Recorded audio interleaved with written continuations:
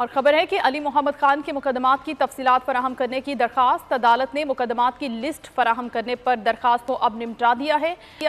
Anti corruption case में record फराहम नहीं किया जा रहा। वकील अली मोहम्मद खान की जानिब से मौक़िफ़ अपनाया गया है और जस्टिस इश्तियाक इब्राहिम ने कहा है कि अल्लाह खैर करेगा। पेशावर हाईकोर्ट के 2 रुकनी बेंच ने इस केस की समाअत की है।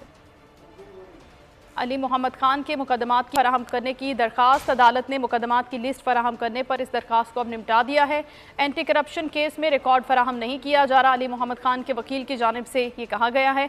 बोल न्यूज़ के नुमाइंदा आसिफ शकूर से मजीद हम जानेंगे। जी आसिफ।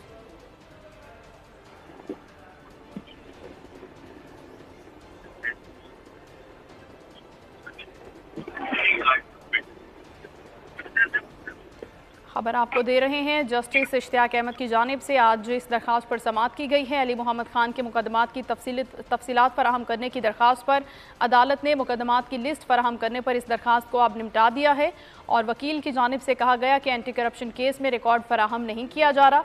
जस्टिस इश्तियाक अहमद की जानिब से समाअत में कहा गया कि अल्लाह खैर करेगा। पेशावर हाईकोर्ट के 2 रुकनी बेंच ने इसकी आज समाअत की है। बोल न्यूज़ के नुमाइंदा आसिफ शकूर हमें मजीद अपडेट करेंगे। आसिफ, बताइएगा।